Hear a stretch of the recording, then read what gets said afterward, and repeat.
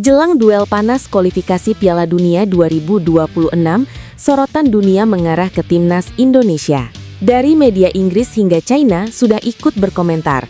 Sementara Patrick Kluivert dihadapkan pada dilema besar usai absennya kiper utama. Lalu, bagaimana kekuatan Indonesia, Arab Saudi, dan Irak di babak krusial ini?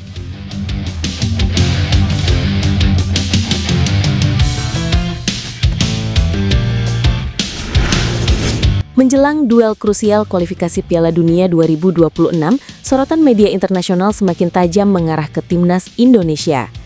Dua laga penentu akan dijalani skuad Garuda di Jeddah, Arab Saudi. Pertama, menghadapi tuan rumah Arab Saudi pada 8 Oktober 2025, kemudian disusul pertempuran melawan Irak 3 hari berikutnya. Laga hidup mati ini tidak hanya menentukan peluang Indonesia lolos ke putaran final, tapi juga menguji mental dan kualitas tim di panggung terbesar Asia. Prediksi mengenai duel panas kontra Arab Saudi datang dari media ternama Inggris The Guardian. Mereka menilai pertandingan ini sebagai ujian terbesar bagi Patrick Kluivert sejak resmi menukangi timnas Indonesia. Bermain di King Abdullah Sport City Stadium yang berkapasitas 60.000 penonton, atmosfer bakal menekan Garuda. Apalagi jadwal kompetisi menguntungkan tim tuan rumah. Arab Saudi memiliki waktu istirahat lebih panjang, sementara Indonesia harus bertanding 2 kali dalam 3 hari. Kondisi ini jelas menjadi tantangan besar bagi Jeize dan rekan-rekan. Namun, The Guardian juga tidak menutup mata terhadap peluang positif. Mereka menilai skuad Garuda memiliki semangat baru dan kualitas yang mampu mengejutkan.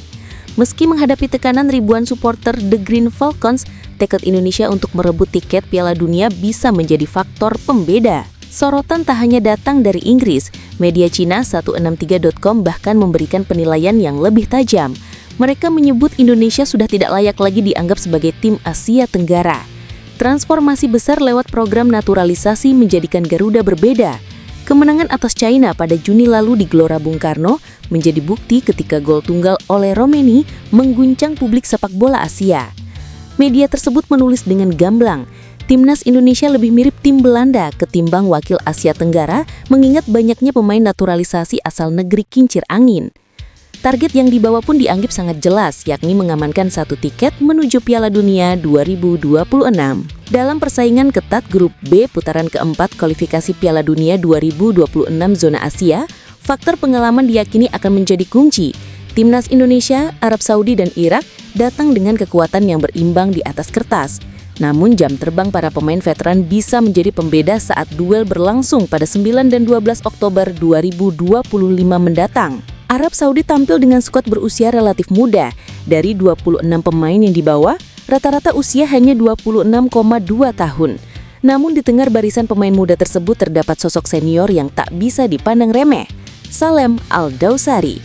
Winger berusia 34 tahun ini sudah mencatat hampir 1 abad penampilan internasional, dengan torehan gol 24. Sejak debut pada 2012, ia dikenal sebagai pemain yang selalu hadir di momen besar, termasuk di ajang Piala Dunia. Kehadirannya ditambah pengalaman Saleh Al-Shehri dan Muhammad Kano menjadikan Green Falcons tetap berbahaya meski mayoritas dihuni darah segar. Sementara itu, timnas Indonesia memiliki rata-rata usia yang lebih matang, yakni 27,1 tahun. Di tangan Patrick Kluivert, Garuda diperkuat sejumlah nama yang sudah kenyang pengalaman di level klub, meski sebagian baru beradaptasi dengan atmosfer internasional. Stefano Lillipali menjadi sosok paling senior. Sejak 2013, ia telah mengenakan seragam merah putih lebih dari 30 kali. Ada pula Jordi Amat, Mark Klok, Dwi Pelupesi, hingga Tom Hai, pemain yang berusia di atas 30 tahun dan siap menularkan ketenangan bagi para penggawa muda. Meski jumlah caps mereka tak sebanyak lawan, kehadiran para naturalisasi ini memberi kedalaman karakter yang berbeda dalam tim. Lain halnya dengan Irak yang justru membawa skuad dengan rata-rata usia tertua, yakni 28,1 tahun. Sang kapten sekaligus kiper, Jalal Hasan, menjadi simbol pengalaman. Dengan 92 caps sejak debut pada 2011, ia dikenal sebagai sosok pemimpin di lapangan. Di sekelilingnya ada deretan pemain berusia kepala 3 seperti Osama Rashid, Rebin Sulaka, hingga Ali Faez. Bagi singa Mesopotamia, keberadaan pemain-pemain senior ini adalah senjata untuk menjaga kestabilan di tengah tekanan laga penentu.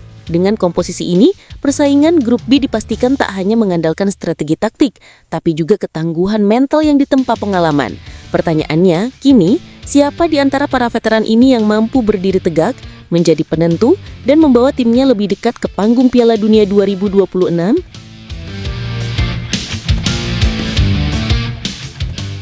Absennya Emil Audero di dua laga krusial melawan Arab Saudi dan Irak menjadi pukulan telak bagi timnas Indonesia. Di era sepak bola modern, peran kiper tak lagi sebatas menjaga gawang, tapi juga membangun serangan, memberi rasa aman dan menjadi jantung komunikasi di lini pertahanan. Kehilangan sosok seperti Audero di saat momentum besar jelas meninggalkan tanda tanya besar. Siapa yang bisa mengisi kekosongan itu? Patrick Kluivert tidak menutupinya. Dalam pernyataannya ia mengakui situasi ini sebagai darurat. Audero sedang berada di level yang sangat bagus. Absensinya adalah pukulan besar. Saya merespon dengan memanggil kiper dari kompetisi domestik, ungkap sang pelatih. Keputusan ini langsung memicu perdebatan publik. Skeptisisme mengemuka, terutama terkait kesiapan kiper lokal untuk menanggung ekspektasi yang sebelumnya dipikul Audero. Analis sepak bola Tommy Desgi menilai, kualitas seorang penjaga gawang memiliki efek domino terhadap seluruh tim. Kehadiran kiper berkelas membuat bek lebih percaya diri, lebih berani maju, dan lebih tenang dalam mengambil keputusan. Sebaliknya, jika keraguan menyelimuti pos penjaga gawang, kepercayaan diri bisa runtuh dari lini belakang hingga lini depan. Itulah sebabnya, posisi ini sangat vital, bukan hanya teknis tapi juga mental, tegasnya. Untuk mengantisipasi, Kluivert dituntut menyiapkan solusi taktik. Bek sayap harus lebih rajin melakukan track back, sementara winger diminta disiplin membantu menutup ruang. Blok terhadap umpan silang dan tembakan jarak jauh harus menjadi prioritas. Dengan cara itu, beban kiper pengganti bisa sedikit berkurang, sekaligus menumbuhkan rasa aman secara kolektif. Namun lebih dari sekedar strategi, yang dibutuhkan adalah atmosfer positif. Pemain belakang harus memberi dukungan penuh, bukan tekanan tambahan kepada kiper pengganti. Karena pada akhirnya, keberanian untuk mengambil keputusan di momen krusial tidak lahir dari keraguan, melainkan dari rasa percaya.